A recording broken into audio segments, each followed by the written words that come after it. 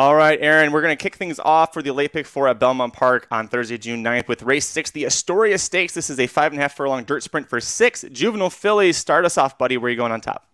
Yeah, it's a very interesting race to kick it off here. And like you said, there's a lot of different ways you could go. I went 3 deep here. On top, I did use the number 6, Devious Dame, coming in from Churchill Downs for Norm Casse. He's got a couple of really nice 2-year-olds we've seen so far.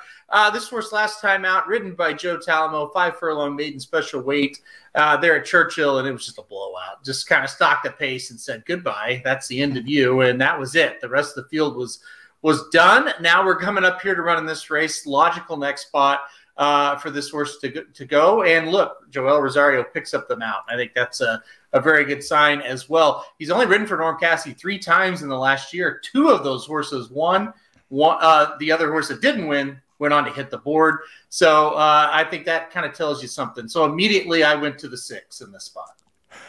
So I went 2 deep in this leg. You went 3 deep, and you used both of the horses I did, and I agree with you. Devious Dame was my top pick. A little foreshadowing, my Astoria and Tremont picks are very similar, so I thought that was interesting when I went back and kind of reviewed my handicap. I was like, oh, it's kind of, I went with who I thought was probably the best horse overall at this point, which is the 6 Devious Dame. You brought up all great points. And then I went with who I think is the fastest horse, and that's the 5 Girl By. Cajun Breeze, if you're not familiar, is a great sire in Florida, and you rarely ever see these horses run outside of Gulfstream or Gulfstream West or Tampa. But with 2-year-old winners overall, Cajun Breeze wins at 19%. When you put them on wet dirt, which we could have some wet dirt on on Thursday, 27%. He gets a lot of wet dirt down at Gulfstream, so they're very proven over that. But this horse, on debut, she was forced to break from the rail, which you know is a tough ask for any horse. But she took pressure down the back. She broke cleanly. She took pressure through the turn. And when Marco Meneses asked her, she took off. And I love the fact that Meneses is coming up to Belmont, where you've got, the who's who of jockeys right now are all at Belmont. And you're bringing your jockey from Florida who was aboard her for the win. So I love that she's drawn outside of everybody except the likely favorite who we're both using. So that's why I like the 5. I like the 5 as well. That was one of the other ones I used on my ticket. And I saw everything that you saw in that debut, right? It was just a really, really impressive effort from her. And we see this, whether it be this Belmont meet with these early stakes races or maybe the early stakes races at Saratoga. Those Florida horses will come up here and they're not wasting their time, right? They're coming up here and they usually have a pretty good shot to win, are pretty talented. So I like Girl By a lot in this spot. Magic as well. I think you're on the right track there. I'll go ahead and knock off the 3rd horse that I used. And this was maybe a little bit more of a stretch here. The number 3 Born Dapper is really interesting to me. Now, this horse is still a maiden, has 1 start under her belt. It came at Woodbine on the synthetic surface.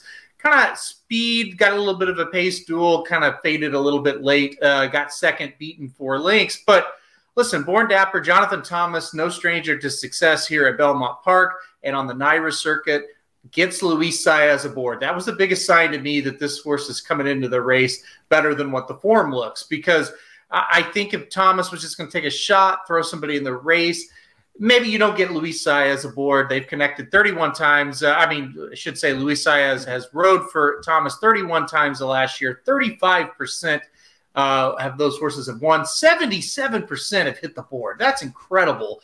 So to me, Saez jumping aboard tells me this horse is a little bit better than what you saw on debut. So I did throw in the number 3 Born Dapper into the mix. The 3 I went back and forth on, and initially I left off because I wasn't sure about price-wise. But if we get a decent enough price on her, I think is a great ad. All great points that you brought up. Union Rags, I was surprised by this because he won the Belmont, so you think of him as a distance horse. But he actually produces 15% dirt sprinters, so that works well for him. And he also did win the Champagne at Belmont, going 1 turn at age 2. So his offspring can win it too. They can do well at Belmont. What left me off initially, and again, if her price is a little bigger, I'll throw her back on, but Thomas is actually, when it comes to second start maidens on the dirt, it's not very good. His second start numbers are really great turf-wise. Now we're on the dirt, but the horse does have the pedigree to say that the dirt should be good. If I get probably 5-1, 6-1 on the morning line or better, Aaron, I will throw her on here because I think she has a lot of potential. I kind of think you're going to get that. I believe the 5 and the 6 we're going to get bet. The people are going to see exactly what we saw. And like I said, you're handicapping without odds. Sometimes I really like to do that. And so that's kind of fun that we have it. But you're right. This horse may be a little bit price dependent. I don't know though. For the pick 4, it's going to pay if this horse wins. I don't know that the price is really going to matter all that much, but we'll see. It's a good stat you just threw out there, and you do kind of associate Thomas with the turf, even though he did win the Travers with Catholic Boy, but that was a turf horse at first as well, right? So you do kind of associate with Thomas with the turf a little bit, but. He's a sharp trainer. I kind of like the entry. And again, I just like that Saez gets aboard here. So if I didn't have a single and another leg, probably wouldn't have put this horse on the ticket. But since I've got a single, I thought that's definitely worth taking a chance with this 3 horse here in the first. You talked her onto my ticket. I added her. So if you think, listen, I really am not good at guessing what horse's odds will be if the morning line's not out there. So if you think that she'll be at a decent enough price and you're going to use her, I'll throw her on as well.